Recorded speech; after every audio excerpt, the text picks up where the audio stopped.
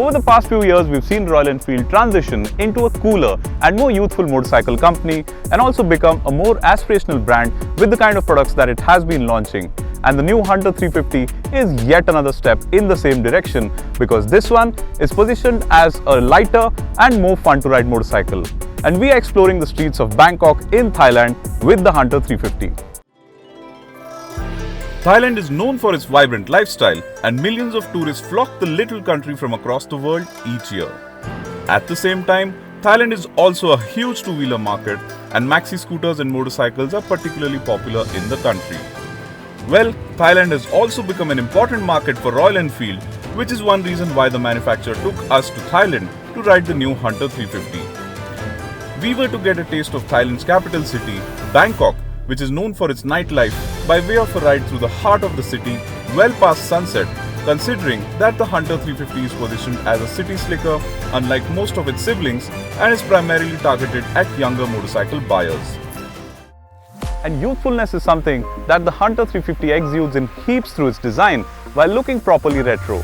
But one of the first things that you will notice about this motorcycle is the fact that it looks a lot more compact than any of its siblings, and that's quite impressive.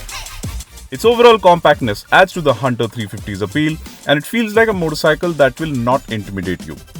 Add to that a seat height of just 790 mm and a curb weight of 181 kilos, which is lower than other Royal Enfields, and you know accessibility is a given. Royal Enfield has also got the bike's proportions spot on, meaning the Hunter 350 looks well balanced as a motorcycle. It also has a very appealing stance overall, irrespective of what angle you look at it from. Our test bike wore this neat looking silver paint job with interesting looking decals and looked very appealing too. Attention to detail is excellent, like the way the pillion grab rails are integrated neatly, while the exhaust is a stubby unit that ends before the rear suspension. The instrument cluster is a single pod integrating a large speedometer and a digital display, but the Hunter 350 does not get a tachometer.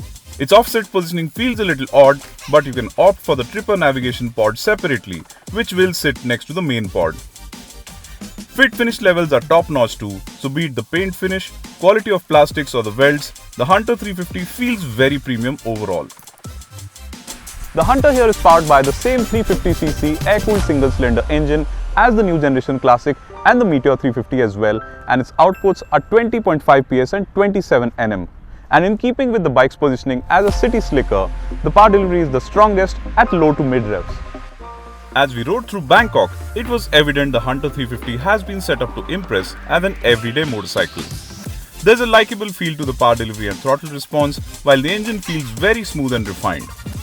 We also rode the bike at a karting track where the engine impressed yet again, offering good grunt at low speeds and thus helping me exit corners quickly. Now, a Royal Enfield is not a motorcycle you'd go to a karting track on, but the experience on the Hunter was sure an interesting one, as we also got to experience how much more the Hunter 350 lets you lean as compared to its siblings like the Classic or the Meteor. The 5-speed gearbox impresses as well, as clutch action is light, while the gears slot in precisely with a reassuring click every single time. So yes, the 350cc air-cooled single does feel sprightlier here, in keeping with the Hunter's positioning and adds to its likeable manners. The ride in and around Bangkok has given us lots of opportunities to explore the ride and handling characteristics of the Hunter 350. We've ridden this motorcycle on the city streets in the dead of the night, done a few laps on a go-kart track, and also explored some fast roads and highways around Bangkok city. And of course, overall, the sharper steering geometry, the all-new suspension, the chassis and the shorter wheelbase of this motorcycle really help in making it a lot of fun to ride. The Hunter's shorter wheelbase coupled with well-balanced suspension impressed, be it in the city, on the karting track or on the highway. It offers a likeable mix between ride and handling, feeling confident when riding enthusiastically and also boasting a good ride quality. That said, at the karting track, the front end felt quicker to turn in than the rear end, which made for a slightly jittery feel at times. The bike's 17-inch wheels certainly do their bit in enhancing the handling though, and coupled with the sharper steering geometry, the Hunter 350 certainly feels sportier and more engaging around corners than any of its siblings. The Metro version of the Hunter that we rode is equipped with disc brakes at both ends, and the bike impresses on the braking front too with its progressive feel, especially the 300mm front disc. Given its kind of price and positioning, the Hunter 350 comes across as a very enticing new motorcycle from Royal Enfield, and I'm expecting this one to help the brand bring in younger buyers into its fold even more with its kind of playfulness and of course the fun to ride nature and the compact dimensions.